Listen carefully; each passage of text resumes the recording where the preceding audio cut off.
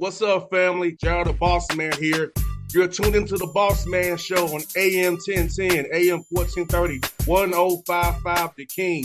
Let the King out at 105theking.com and the Bossman Show at bossmanshow.com. Hit me up on Instagram, The Bossman Show, Twitter at Bossman Show, and Facebook, Bossman Show. It's the Bossman on your radio. Listen to the Bossman Show with your host, JR, Saturdays at 9 a.m. right here on AM 1010, The King. What's up, good people?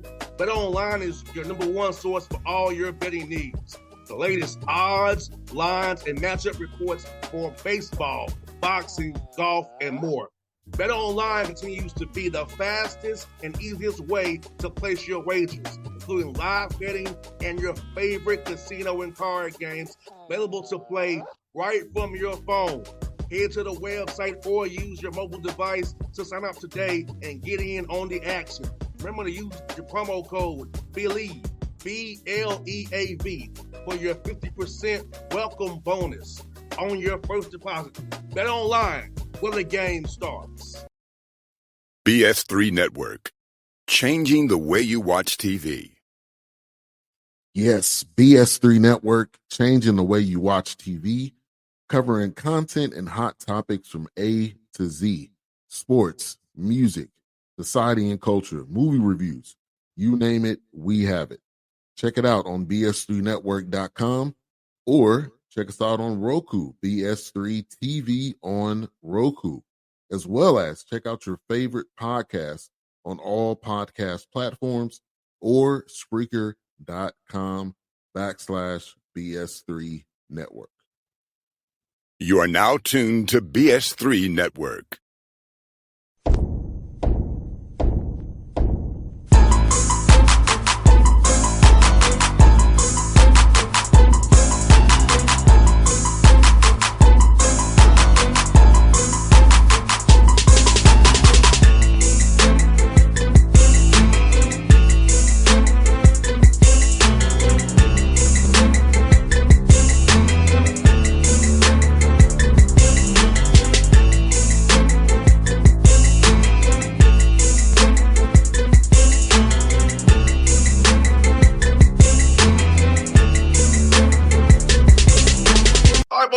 Bossman Show with the new head coaches, Bellarmine Knights, Doug Davenport. We've been the Bossman Show here with me. I'll tell them already, it's rare I talk to somebody that we're down the same age as. So it's always good to have that going for me today with you, man.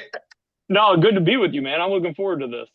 Yes, indeed, man. How's it feel, man, to coach your alma mater, man? You've been around this program. You played there. Your dad coached there, man, and now you live to lead this thing now. So how's it feel, man? You know, the first week or so, it's the best phrase I heard. Pat Kelsey, who I worked with at Xavier, and he coaches 3 miles down the street, spoke to him right when I got the job, and he said, it's drinking through a fire hose. And that's exactly what it felt like for probably like a week or 10 days. No matter what you're doing, you're just constantly behind. You got a million people reaching out to you. You're trying to reach out to a million people. You know, the most important thing are your current players. Then you're trying to build a new roster, and you've just got a million things going on. After that, you know, you get a week, 10 days into the job. That's exactly what it is. Like, it's a job, and we have a task in front of us, and we need to make sure we're getting it done. I think in this day and age of college basketball, when you get a job early March, it's roster construction, right? Like, it's roster construction. And so that took up, you know, that's a 2-month process. So we finished our roster 2 weeks ago today, I think. Maybe 2 weeks ago yesterday. And you know, then once you get to the end, you're down to, you need 1-2 guys. It's immediately, you start planning the summer, right? Like, we have a really simple goal here, and our players are not here yet. They move in on Sunday. What they'll hear from us is like 2 main messages. Number one, first and foremost, like, we want to have the best summer in the ASUN, right? Like, there are 12 teams in the league every day. It's really not about having the best summer, right? It's like, hey, Monday, June 9th, let's have the best Monday, June 9th of anybody in the ASUN. Hopefully we do, right? And if we don't, let's go on to the next day. Let's have the best Tuesday. And then the other part of it, I think in this era of college athletics, and really with young people in general, is we want our guys to take ownership in what they're doing, right? Like they got to take ownership. Like they hear it from us a million times, like own it. You own your choices. You own your mindset. Like we're not blaming, complaining, and making excuses, the finger pointing. I think it's become easier for these guys. Like as we were off air kind of laughing, dudes are playing for 3, 4 AAU teams. They go to 3 high schools, and then they get to college and they play at 3 schools, and everything becomes an excuse, right? Well, it didn't work out here because of this guy, and it's like, nope.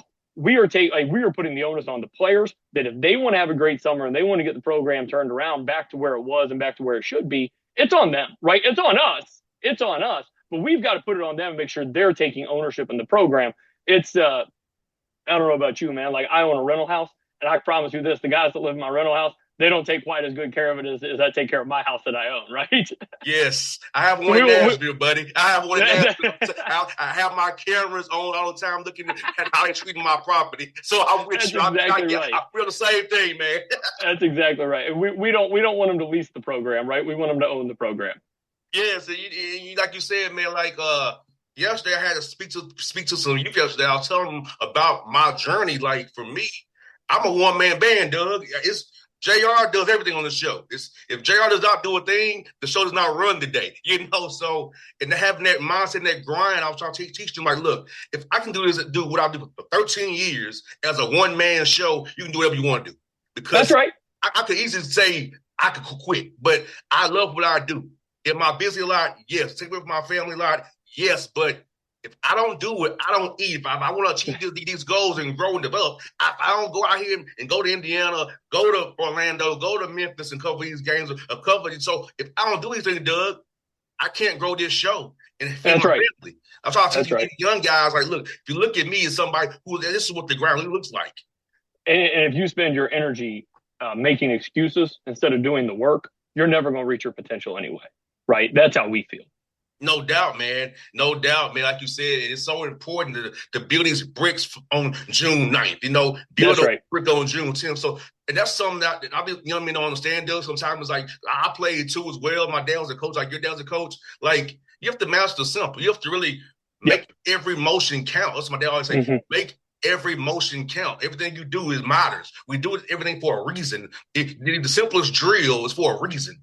The simplest workout is for a reason. The simplest weightlifting thing is for a reason. So it's like, that's in my mind still this day, brother. It's like, my dad's words stay in my head. That's why I go the way I go. And I wish young men would understand that, which we understand. We're at our ages we are, but like, it's a process to be good. That's right. That's exactly right. It's crazy, man. But man, man, for you, this summer, is it more going to be about individual development, or is it going to be more about putting in some team concepts as well? I think, I guess we've probably had summer hours 8 or 9 years now in college basketball, maybe 10. And I don't know if anyone thinks they have it figured out perfect. I talked to Matt Painter from Purdue about this, and I've gone back and forth about this, and it will be a combination of the two. Like I can tell you, our first week, Monday, we're going to have individual instruction. We'll have 3 groups of 5. And that's going to be more to help introduce drills and teaching points that we will then do at a larger scale on Tuesday, right? Like mixed with skill work, right? Like it's skill work, teaching, skill work, teaching, skill work, teaching. And how much of that can we squeeze into a 30 or 40 minute individual instruction segment? And then on Tuesday, we're taking, essentially the same teaching points that we're doing with 5 guys in a group. And now we're introducing it to probably half the team, right? Like you'll have 7 guys in red on this end, 8 guys in gray on this end, and we're teaching the same thing on 2 ends. I think we used to try to do like 4 days a week, maybe 4 1 hours, or 2 days of individual instruction, 2 teams. We're really going to try to get it done a lot more in 3 days this summer. I think, again, like we talked about earlier, where with us trying to put the onus on the players to take ownership in the program, you will not become a great player 4 hours a week with the coaches in the summer. Like you won't. But if we are with them on the court 4 days a week? Like, are we starting to limit the time they can get in the gym on their own, or 5 days a week? And so we are trying to kind of strongly encourage our returners, our more veteran guys, to help get guys in the gym and show that, like, if they want to flip this thing, they got to do it, right? They have to put in the work. And so we're going to, I think an average week for us will probably be, we do a fun thing. When we have camp going on, camps are big for us. We'll do Friday morning from 8:30 to 9:30, we practice. We have about 250 kids in camp, and we invite the parents and the siblings. We get 500 people to come watch us practice in June, right? It's a pretty cool deal. Oh, yeah. And so, like, for us, it's like, can we go for an hour and a half Tuesday, hour and a half Thursday, and then our 1 hour practice on Friday in front of camp, which is just a scaled down, sped up version of what we're doing on Thursday, right? So I think it's really important that we instill enough team concepts that they understand exactly what we're asking of them on the basketball court, right? And they start to understand terminology. We're only using 6 of our 8 weeks. We're going 3 weeks, kind of a 3-week sprint. They get the week of 4th of July off, 3-week sprint. And for us, when we're on the court, like, we're going, right? We're going hard. We don't have enough time to walk into it, right? We got to kind of dive headfirst into it. Oh, yeah. And I am excited to, let the fur fly a little bit, right? Like, let's find out what we got. We got 9 new guys, man. We're thrilled about the 9 new guys, but, like, you can watch some stuff on film. You talk to previous coaches. You talk to coaches who played against them. Hey, man, I want to see what guys are like, on a Thursday afternoon in June. I want to find out who wants to compete. No doubt, dude. That's 100% right. You said something about Kemp. I want to ask you about Kemp. How cool is it to see your guys interact with campers and kind of build that bond with campers when they come to games and the seasons? Like, hey, I remember him. I have his autograph. I know that guy. So how cool is it for your guys to build up bond community in camp so they'll come support you in the fall and the kids love them and really cheer hard because they don't know who these little guys are? We were talking about that yesterday, and I'm 37 and I'm the old man on our staff, which is great. Like, we got a lot of energy on staff. I see more camper parents than these other guys do. And it is funny, man. That's always the first thing they talk about is how excited, and I was talking to 2 of our, we got 5 guys already in town. The rest will be here Saturday and Sunday. And I was talking to them about that yesterday. It's like, man, you guys got to remember, when you're 9 years old, you see a Division I college basketball player and he knows your name. Like, that's the coolest thing in the world. That's the coolest thing in the world. And then when they come to games, Knights Hall is very intimate. Like, seats are right on top of the court. When our guys are walking out of the locker room, man, we got about 40 campers waiting right there, ready to give everybody a high five. You know what I mean? It's a cool deal. And I think, like, at our level of college basketball, we have to be different. We have to be more accessible. We got to be very much intertwined with our community. Like, we have to be part of the fabric of the community, right? Like, the players need to know the campers' names. Campers need to know, oh man, that's Jack Karazinski. Like, that's my guy. No, Jack was my guy, right? Like, hey man, now he gave me a bad call, man. I'm mad. He gave me a bad call in the 3-on-3 championship, but at least they know who he is, right? Like, yes. And I just like making sure that our players understand. I think, college athletics has become so transient, right? Like, every roster, every sport, it's 50, 60% turnover every year. We're trying to fight it. There's only so much you can do. But I do think that while they're with us, make sure that they are a Bellarmine basketball player and they're doing the things that come along with being a Bellarmine basketball player and interacting with kids in camp. First off, it's just the right thing to do. It's just the right thing to do, right? Secondly, it helps grow the program, right? And like what we've told guys for years, and this is not like lip service. This is stuff that's actually happened. We have had guys get first jobs, right? Get first jobs because they coached some guy who owns a business. They coached this kid in camp. And then those people come to games, and all of a sudden, we had a young man named Rusty Troutman. He was a 3-time D2 All-American. He got his first job. This is like true story. He got his first job. Rusty's one of 4 boys.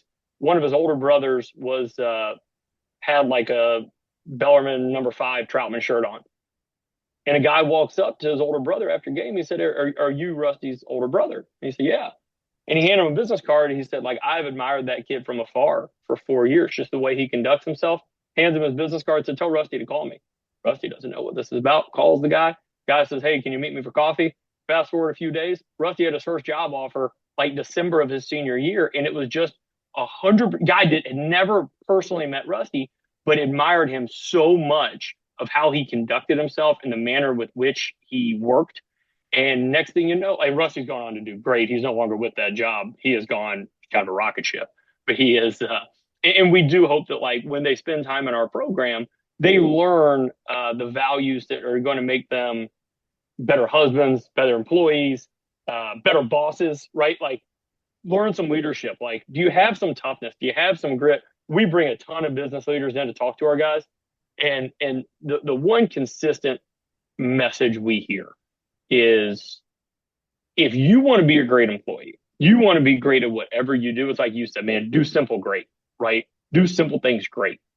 We've had guys go on from this program to do so many incredible things.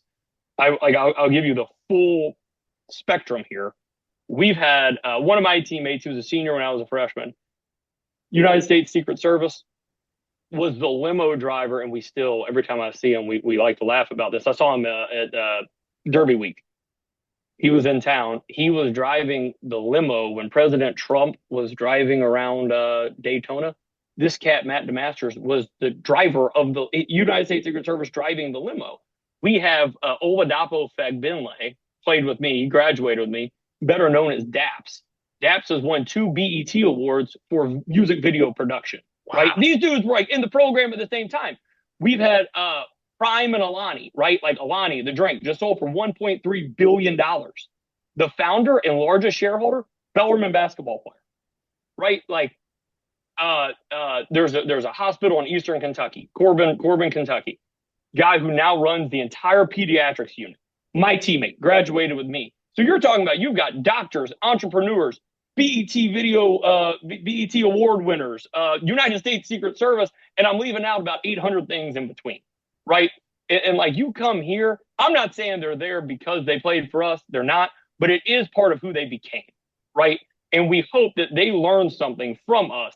And as they go into the world, they use it, right? Like, they can look back on some lessons that they learned. And most of them are probably like, are you a great teammate, right? Do you have some perseverance, right?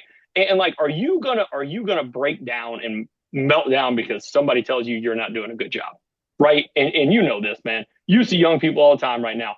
They get told something they don't like. Their first instinct is to run away. Shut down, Doug. They shut down. Right. And we want to run. We want to run to it and run through walls. Yes. Right. We don't want to run to the wall. We want to run through the wall. Yeah, man. Like, you know, when you're independent, like, I'm independent, so I don't have that corporate backing behind me. So right. I've heard no a lot. That's right. That's right. Yeah. Right. You got thick skin now. So that first one probably hurt though.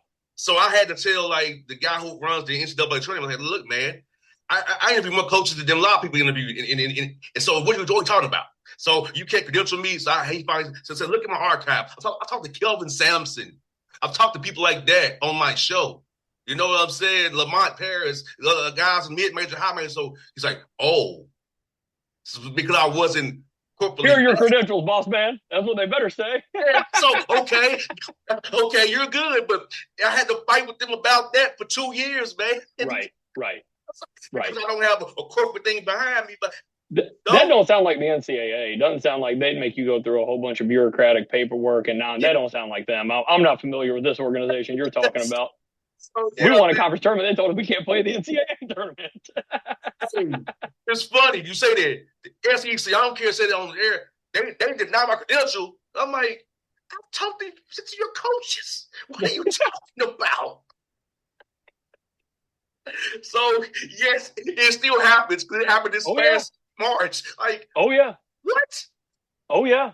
I'm fully aware. Hey, but I laugh at now, Doug, like, hey, look. I know how I do quality work. I know what I do for a living. I love what I do for a living. If you don't respect it, that's your problem. God help you. That's right. That's right. And you're still going to get coaches on here to talk. Yeah, exactly. So it's like, whatever. You're not hurting me none. Yeah, that's right. And that Doug Baskets, man, the A-Sun now is moving to – I loved your own campus site tournament. Yeah.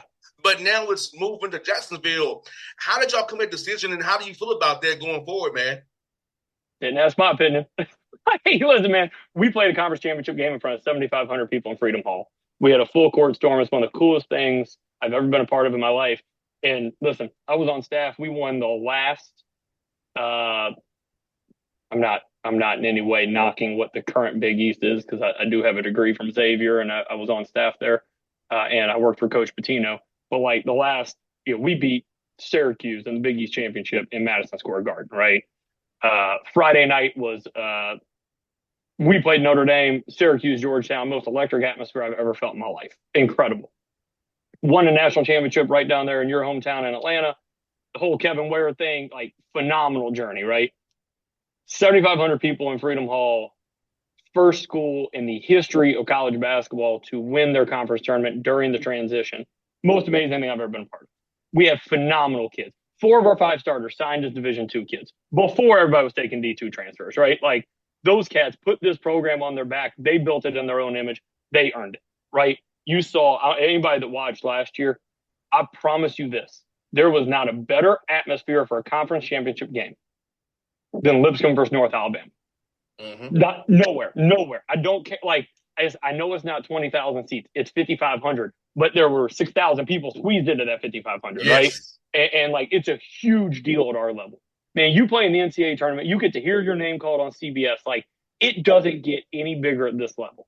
And the administrators, presidents, league, they're going to do what they're going to do. Like, that's fine. It's their decision. I'm not – any energy I spend on that is taken away from the energy I can spend on our team. So, like, I'm not giving a second thought on it.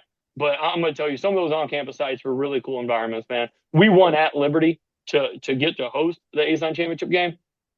I would tell you this, the 2 most memorable road wins in my life, right, was when I was at U of L, we led the Big East. When I was at Louisville, we led the Big East in road wins. And that's something Coach Pitino was, like, really proud of. It was a huge deal for him. We won at Syracuse. They ended up going to the Final Four. We beat them in the Big East championship. There were like 36,000 people there. All right, unbelievable road win. That's probably number 2.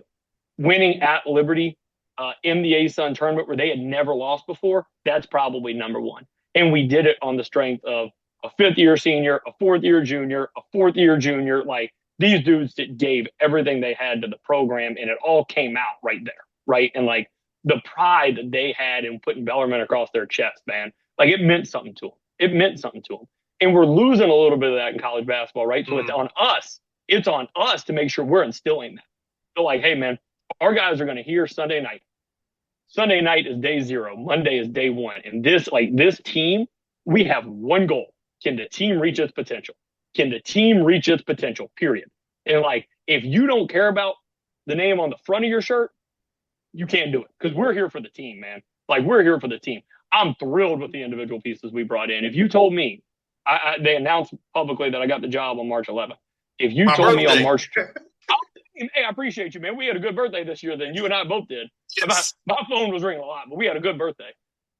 If you told me on March 12th this was the group we'd be able to put together, we love and retain. I should say retain, because that was the first win, man, was like, there were guys in the program that had been through some rough stuff, but we wanted them with us. We knew we were building something for the future, right? We kept 5 scholarship players.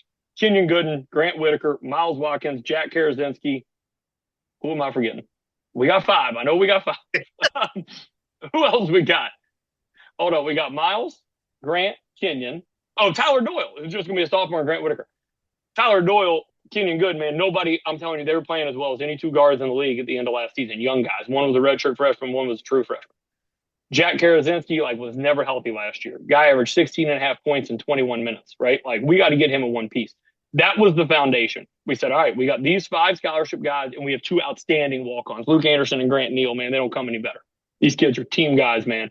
And it was like, all right, now what we got to go get? What do we need to go get? And we had to get pieces that complemented what we already had coming back. It is, I am a firm believer in this. It is not go grab the 13 best players and figure it out. It's not. It's a puzzle. You're putting a puzzle together, right? Like, we're trying to find the 13 right players, not necessarily the best players. They got to believe in how we do things, right? Like, we cannot reinvent the wheel every single year. We can tweak it. We can improve it. but we cannot rip up everything we've ever done, because that's not what I know, right? Like, so we are leaning all the way back in. We are playing extreme Bellarmine basketball, man. It's going to be racehorse basketball. We're going to play as fast. That ball is going to come across midcourt as fast as it ever has. It's going to get reversed side to side as quickly as it ever has. And like, if that thing comes inside out and your feet are set and you don't shoot the ball, if you don't shoot the ball, you will not play. Like, we ain't playing timid. We ain't playing scared. Like, now defensively, if you're going to beat us, you're not going to beat us in the paint. You will not beat us in the box. You will not beat us at the free throw line. We have a really simple saying. If the ball is below somebody's waist inside the pack line, two options better happen. You either better come up with their ball or you better come up with their arm. Period. That's it. Like, we have to make sure. Brad Stevens had a thing when he was at Butler, and we played him when I was at Xavier. He lived by this. The toughest team sets the rules. Like, right now in our league, hey man, you go play North Al, you go play Jacksonville, you go play Florida Gulf Coast. They are punching you in the mouth the first 4 minutes and seeing if you can handle. And when you get punched in the mouth, you have two options. You can back up, and they're going to keep swinging, or you step towards them, you eat up the space, and you let them know, like, we're right here. We're right here. And if we have anything this year, we will have some toughness. Because if not, those guys won't play. They won't play. Like, if you don't want to play, just show that you're soft. You won't play. You won't play. And make it real easy on us, right? Make it real easy on us. I will tell you this, man. I will tell you this. Right now, our league is incredibly competitive. When Liberty and Kennesaw left, Liberty and Kennesaw were pretty well resourced, right? And I'm not saying everybody's the same 1 through 12. Not everybody's the same. But there is really good coaching up and down the league, man. I'm going to tell you, I don't know if you've had him on here. Jordan Mincy's my age. Yeah, I saw him a few weeks ago when I was in Jacksonville. Okay, let me tell you, like, and you know this as well as I do, Jordan Mincy will be on an SEC sideline in a few years. That dude can coach. Pat Chambers, Big Ten coach, right? Tony Pujol at North Al does a phenomenal job. I'm not ignoring anybody else. I'm just telling you, like, those dudes, hey man, like, very competitive league, very good coaches, right? Like, and everybody's kind of playing the same game. We're putting rosters together, right? Like, at our level, it's hard, man. You're going to have a lot of turnover, and you got to figure it out. And those guys, the first thing I would tell you, and this is why, I'm not ignoring anybody else. You know exactly what you're getting. Jacksonville, they're going to play really physical. They're going to play two bigs. And I was with Jordan last week, and I said, Jordan, the thing that's hard about playing against you all is it's not about what you do. It's how you do it, right? But everybody in the league, when I was at Xavier, Chris Mack used to say, like, if you want to have an identity, if you want to truly have an identity as a program, everyone in the league, when they talk about you, should have about the same first 3 bullet points.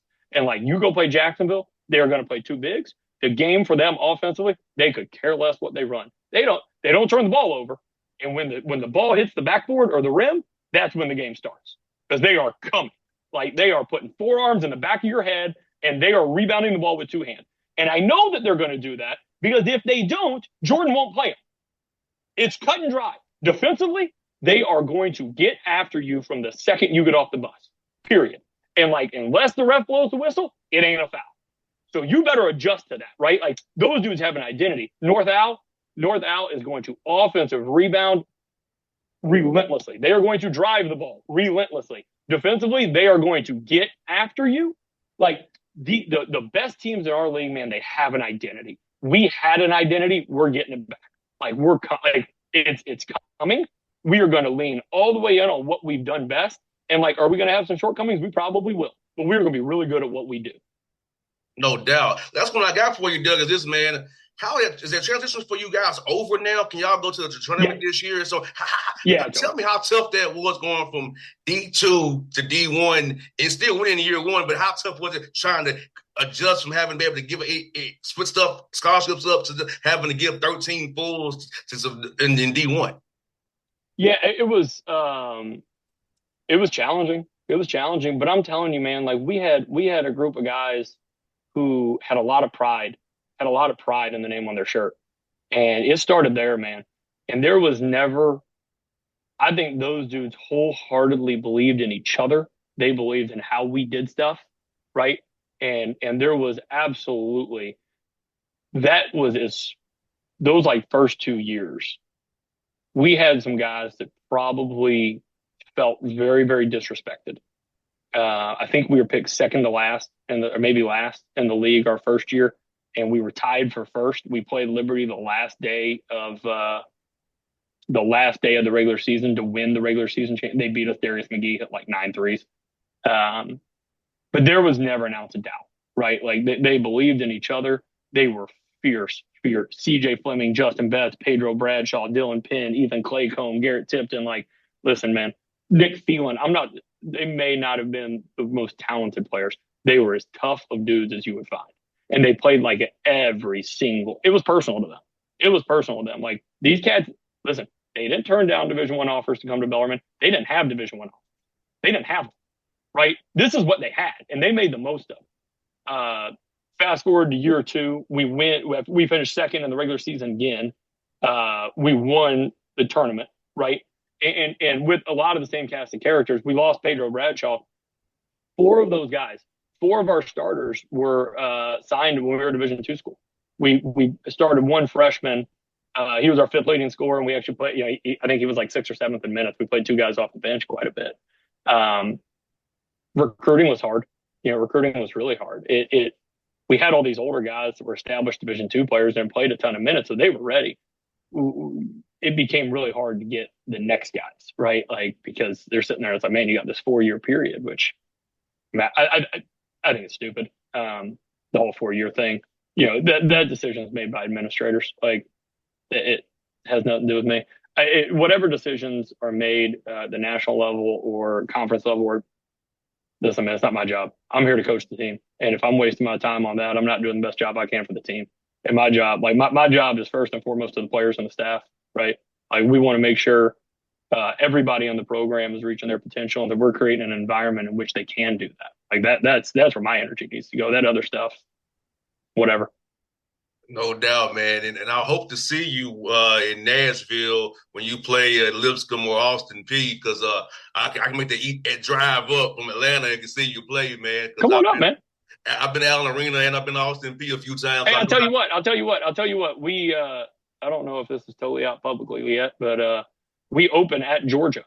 We're in Athens on Monday. What's the first Monday of the November 3rd? November 3rd.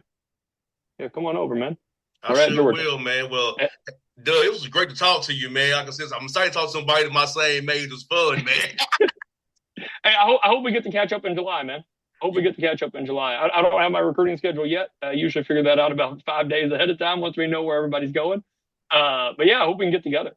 If there's anything we can do up here, man. We should. One way or another, I come your way too. So I come your way. We'll figure it out one way or another.